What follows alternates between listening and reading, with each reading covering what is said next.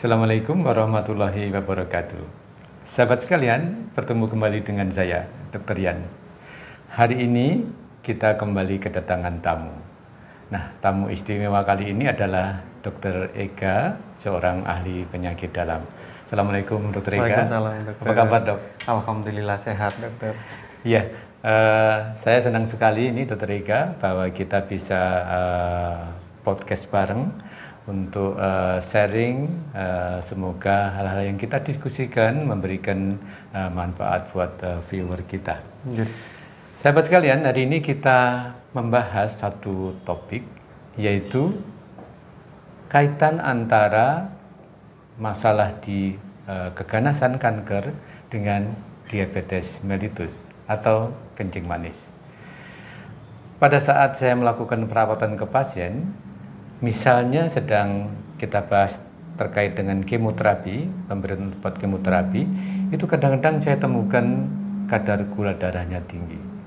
Dan dengan sedikit pengetahuan saya juga paham bahwa kalau tidak dikelola dengan baik, bisa saja kemoterapinya menjadi tidak efektif. Nah, sekarang ada ahlinya, kita bahas.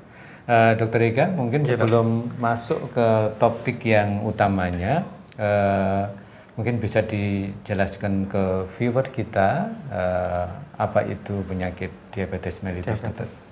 Siap. Diabetes memang sering sekali gitu di Indonesia, di dunia memang sering sekali. Untuk diabetes itu sebenarnya suatu keadaan di mana kadar gula darahnya itu naik, Dok. Kadar gula darahnya naik. Kadar gula darah itu naik.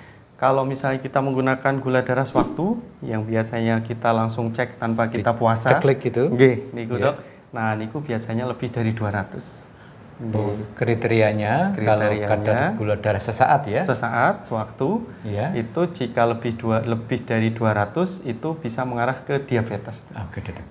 Cuman kalau kita menggunakan kadar gula darah sewaktu, itu kita harus perhatikan ke pasien juga, apakah ada gejala klasik dari diabetes, Dokter. Gejala klasik diabetes. Jadi ada gejala klasik diabetes, niku ada, mungkin dulu dikenal ada 3P, Dok. Oh, 3P, Dok. Poliuri yang pertama, jadi poli itu kan sering ya, Dok. Sering. Kemudian uri kan sering berkemih, berarti sering berkemih. Sering buang air kecil. Sering berkemih. Biasanya kalau malam. Biasanya seringnya kalau malam sering berkemih. Kemudian P yang kedua itu polifagi, Dokter. Polifagia. Polifagia. Jadi poli ini kan sering, fagia itu makan. Jadi sering lapar, Dokter, biasanya. Sering lapar, Orang yang diabetes sering lapar, sering berkemih, dan P yang terakhir itu polidipsi.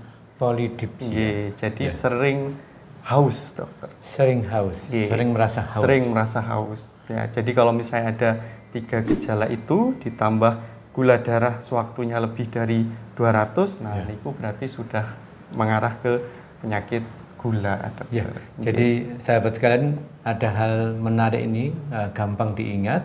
Kalau ketika dicek kadar gula darahnya di atas 200, kemudian ada sering sama haus, kemudian harus sering makan, polifagia, dan kalau malam terutama sering buang air kecil, maka harus diwaspadai atau diperiksa bahwa mungkin mengarah ke diabetes atau kencing manis. Ya. Kalau untuk kita masih bahas diabetes ini, Dokter Ega. Kalau untuk memastikan bahwa itu apakah gula darah itu naik sesaat atau memang ada kencing manis, ada pemeriksaan lanjutan nggak, Dokter? Sebenarnya ada, Dokter. Jadi kan ada namanya gula darah puasa gitu. Gula darah puasa. Jadi kita diminta puasa selama 8-10 jam. 8-10 jam. Tapi puasanya itu bukan berarti tidak boleh makan atau minum sama sekali, Dok. Yang boleh adalah minum air putih. Jadi selain minum air putih tidak boleh, Dok. Bukan kayak puasa Ramadan. Bukan, Dokter. Jadi puasanya itu puasa dari glukosa. Puasa dari glukosa. Jadi kalau air putih kan buatan enten kandungan glukosanya, Dokter. Jadi itu bisa, tapi untuk selain air putih tidak boleh selama 8-10 jam. 8-10 jam. Nah, jika hasilnya itu di atas 126, niku niku berarti sudah confirm confirm ke arah diabetes. Kalau tadi gula darah sesaat atau sewaktu itu batasannya lebih dari 200. Kalau ini gula darah puasa lebih dari 126. Ya. Jadi itu ketika puasa. Ketika puasa. Kemudian ada lagi setelah puasa pasien diminta untuk makan, dokter. Justru dikasih makan. Dikasih makan. Kemudian 2 jam lagi dicek, namanya gula darah 2 jam postprandial. Jika hasilnya lebih dari 200, itu juga confirm ke arah DM, dokter. Jadi kalau di lab itu yang 2 jam PP itu, dok? 2 jam PP, dok, singkatannya. Jadi kalau itu lebih dari 200, sudah mengkonfirmasi lagi bahwa itu memang diabetes. Ya, terima kasih Dr. Eka. Kemudian sahabat sekalian, seperti yang tadi di awal kita bicarakan adalah sekarang masalah di kami nih. Saya kan sering memberikan kemoterapi, dok. Kemoterapi. Misalnya ada pasien pasca operasi dengan kanker, misalnya kita ambil contoh kanker mulut rahim atau kanker serviks. Nah, adjuvan terapinya atau terapi lanjutannya adalah dengan kemoterapi. Ketika saya melakukan kemoterapi, memang saya melakukan evaluasi pra-kemoterapi.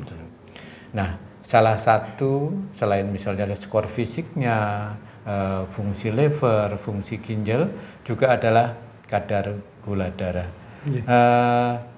Kalau bisa tolong dijelaskan, Dr. Eka, kadar gula darah sebatas apa yang memungkinkan bahwa pengobatan dalam hal ini kemoterapi itu tetap bisa berjalan atau efektif, Dok? Gitu. Biasanya memang sering gitu, gula darahnya tinggi, ternyata pasiennya juga mau kemoterapi gitu. Sering itu. Ternyata gula darah itu berpengaruh sekali terhadap nanti obat kemonya gitu. Jadi seperti yang tadi, dok, jadi kenapa orang yang gula itu sering minum, sering haus seperti itu kan biasanya kalau gulanya tinggi cenderungnya itu dehidrasi, dokter. Cenderungnya dehidrasi, jadi kadar cairannya di tubuh kan berkurang. Nah, padahal obat kemo itu sendiri sebelum dimasukkan biasanya kan butuh rehidrasi. Gitu. Betul. Jadi sahabat sekalian, ketika kami sebagai seorang ahli onkologi kanker, ketika sebelum melakukan masukkan obat kemo, tadi disebutkan Dr. Eka adalah melakukan rehidrasi. Jadi pemberian cairan dulu, istilahnya kayak di loading dulu, sebelum obat kemoterapi diberikan. Istilah kami itu premedikasi. Jadi premedikasi dulu, kemudian medikasinya adalah kemo, setelah itu adalah post medikasi. Monggo, dokter, kaitannya dengan gula darah tadi, dok. Jika misalnya rehidrasinya kurang, biasanya kan nanti akan efek samping obatnya akan lebih besar gitu, dokter. Jadi kalau misalnya pasien DM sudah dehidrasi, dia kan akan tetap cenderung lebih ke dehidrasi karena kadar gula darahnya tinggi. Jadi efektivitas obat kemonya juga tidak akan sebaik orang yang gula darahnya normal. Kemudian resiko efek sampingnya dari obat kemonya juga akan lebih tinggi biasanya, dokter.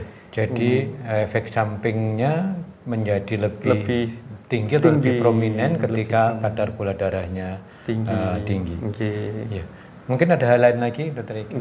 Kemudian biasanya kalau pasien yang kemo itu dengan DM-nya itu kan bisa memicu infeksi gitu. Betul. Karena orang yang DM resiko infeksi lebih tinggi biasanya karena pada orang yang diabetes mellitus risiko infeksinya lebih tinggi. Karena biasanya terjadi imunodefisiensi sekunder gitu.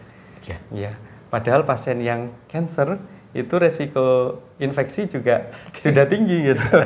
Jadi kalau misalnya dia cancer ada DM, maka resiko infeksi lebih tinggi lagi, terlebih lagi kalau misalnya nanti di kemo gitu. Kalau gula darahnya tidak terkontrol, maka resiko infeksi pasti akan lebih tinggi, akan muncul seperti itu. Diskusi ini menarik sekali, sahabat sekalian. Ada banyak hal yang katakanlah menjadi tidak baik ketika dilakukan kemoterapi sedangkan kadar gula darahnya tidak normal. Mungkin ada hal lain lagi, Dokter Ika? Yeah. Sama seperti pasien DM umumnya gitu. Yeah. Nah, selain biasanya setelah di kemo itu kadang kemo sebelum operasi kan dilakukan kemo terlebih dahulu gitu, neoadjuvan, kemudian di kemo adjuvan. Nah, biasanya kalau misalnya gula darahnya tidak terkontrol, dilakukan operasi setelah kemoterapi, itu penyembuhan lukanya juga akan semakin lama gitu. Ya. Jadi sahabat sekalian, mungkin saya deskripsikan sedikit. Tadi Dokter Eka menyebut kemoterapi neoadjuvan sama adjuvan. Jadi kemoterapi neoadjuvan adalah kemoterapi yang diberikan sebelum terapi utamanya. Misalnya begini nih, ada kanker serviks besar lesinya. Kemudian untuk dilakukan operasi mungkin belum appropriate, sehingga dilakukan kemoterapi. Nah, kemoterapi yang diberikan sebelum terapi utama disebut kemoterapi neoadjuvan. Sedangkan kalau setelah terapi disebut kemoterapi adjuvan atau tambahan atau lanjutan. Sahabat sekalian, kadang-kadang ketika saya mendapatkan pasien kadar gula darah yang tinggi, saya konsul nih ke dokter ahli penyakit dalam dan bisa menurunkan kadar gula darah dalam waktu yang tempo singkat. Gitu. Disebut apa itu, dokter? Itu sliding scale itu gitu. Rapid insulinization biasanya, Dok. Jadi biasanya kita menggunakan insulin seperti itu karena memang kalau misalnya memang akan segera dilakukan kemoterapi, maka mau tidak mau gula darahnya harus kita turunkan dulu, Dok.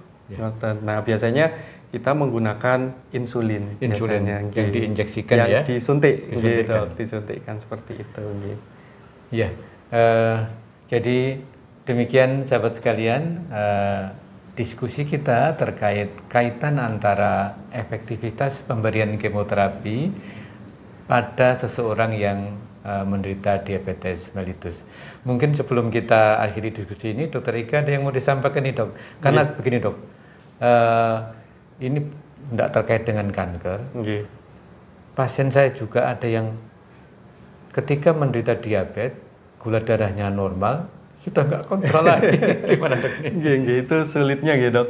Biasanya soalnya kalau orang yang sakit gula juga biasanya tidak mengeluhkan keluhan yang khas gitu. Kalau misalnya gula darahnya cenderung normal, tapi ada kemungkinan sewaktu-waktu gula darahnya akan naik kembali seperti itu.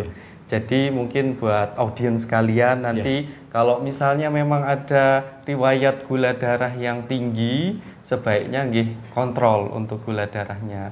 Selain kontrol rutin, mungkin di rumah ada beberapa hal yang bisa dilakukan gitu, Dokter. Yang penting, yang pertama untuk terapi gula itu sebenarnya ada 3 pilar utama, Dokter. 3 pilar utama. Yang pertama itu dari mengubah pola hidupnya dengan dietnya itu, Dok. Dietnya itu juga harus dimodifikasi, Dok.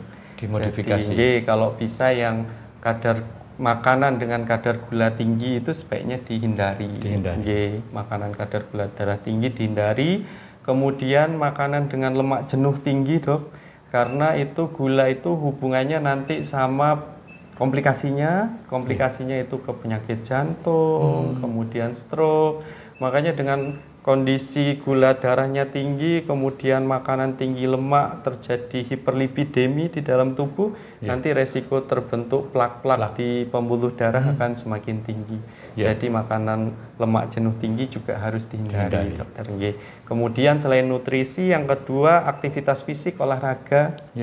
Kalau bisa olahraga 3-5 kali, Dok, seminggu.